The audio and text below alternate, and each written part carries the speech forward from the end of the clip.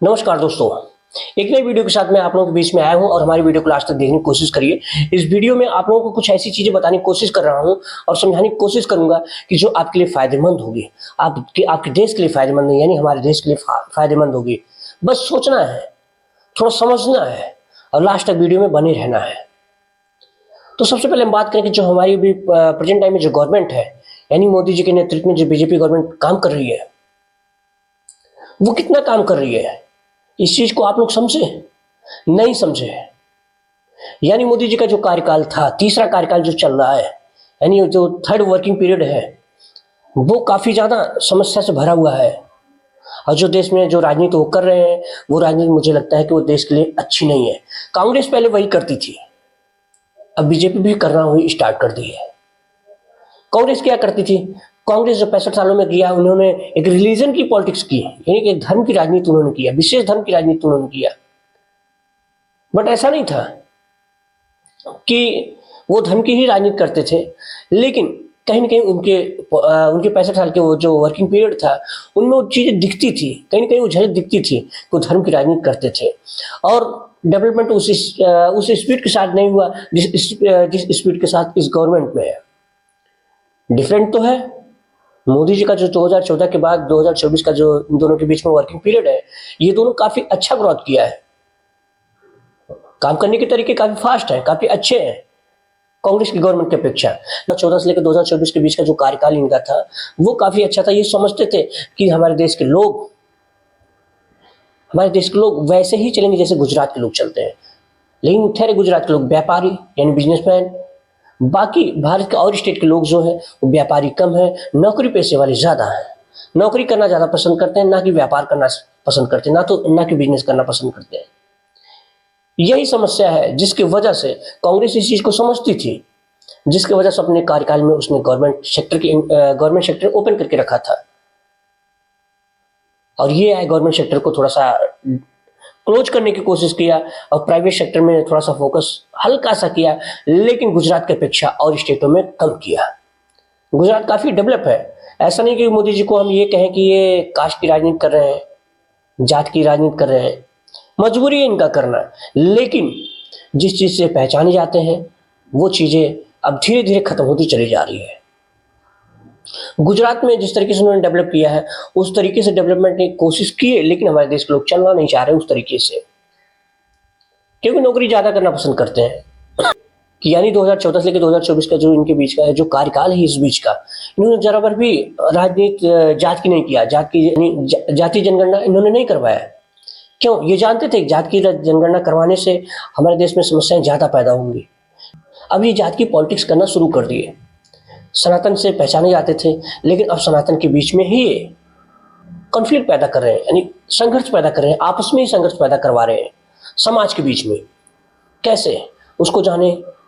तीसरे कार्यकाल में इनके अभी तक का, यानी 1 महीना पहले तक का जो इनका कार्यकाल, वो ठीक था, लेकिन 1 महीने के बाद इनके अंदर, इनके दिमाग में क्या परिवर्तन आया है, क्या इरिटेट हो चुके हैं। जिस तरीके से विपक्ष जो है इनके ऊपर हावी होता चला जा रहा है कि पार्लियामेंट में कोई आवाजें, काफी उपद्रव, काफी हंगामा होता चला जा रहा है, जिसकी वजह से हो सकता है और उसके बाद जो 240 सीटें इनको मिली, उन सब चीजों को देखने के बाद इनको लगा होगा कि बिना जात की राजनीति किए बगैर काम चलने वाला नहीं है भारत में, जिसकी वजह से इन्होंने जात की राजनीति करना शुरू कर दिया।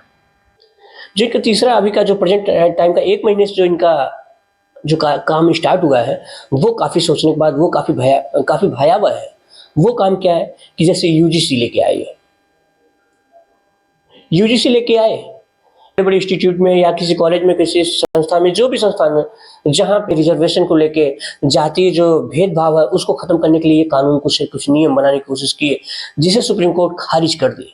आरक्षण को खत्म करने की कोशिश करना चाहिए, कुछ ऐसे काम करने चाहिए जिसके आरक्षण की तरफ इनका फोकस कम जाए।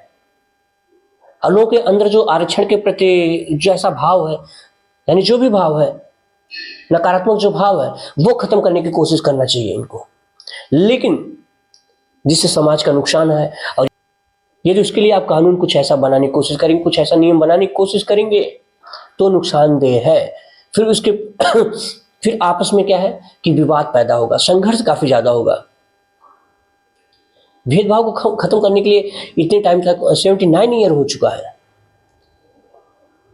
कि इनको सिमिलर में लाने के लिए। सिमिलर में मैं कहता हूँ सिमिलर में आइए, कोई दिक्कत नहीं है, लेकिन अब धीरे धीरे कुछ ऐसे काम करने चाहिए जिससे आरक्षण थोड़ा सा खत्म हो और लोगों की बौद्धिक क्षमता यानी अपनी स्किल को लोग पहचान सके, कंपटीशन में आए, उसके अकॉर्डिंग जो है कंपटीशन क्रैक करे, उसके बाद सिलेक्शन उनका हो।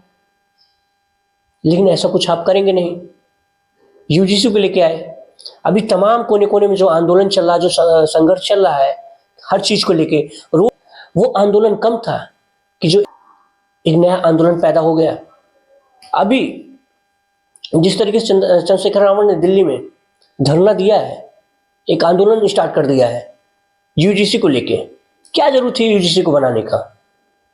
लेकिन जात की राजनीति करना, ये समझ रहे कि बिना जात की राजनीति किए बगैर काम नहीं चलने वाला है। सुप्रीम कोर्ट ने उसको खारिज किया। पता चला कि आपने एक नया और स्टार्ट करना शुरू कर दिया।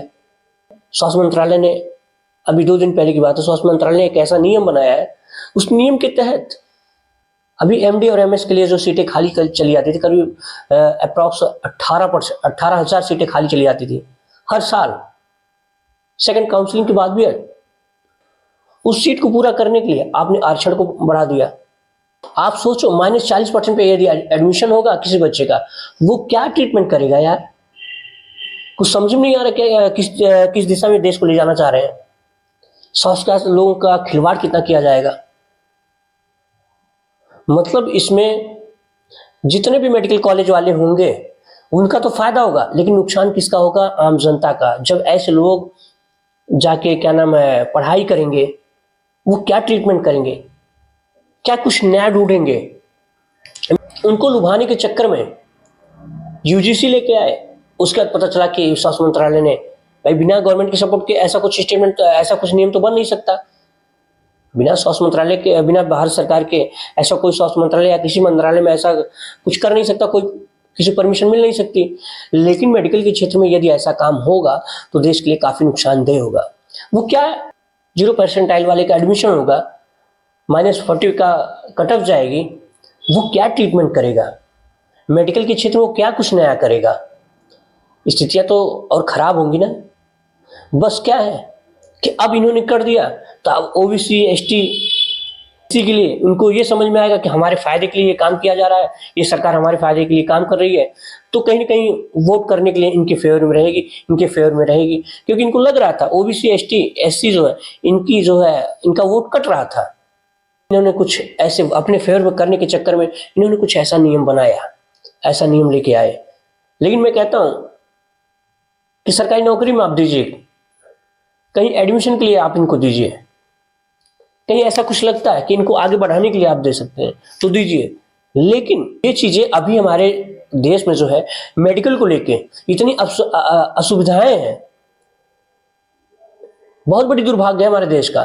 जिस हिसाब से पॉपुलेशन है उस हिसाब से मेडिकल सुविधाएं नहीं है हमारे देश में। लेकिन जब ये सिचुएशन और हो जाएगी, ये स्थितियां और हो जाएंगी, तो फिर क्या स्थिति, इससे भयावह स्थिति क्या बनाने के चक्कर में क्या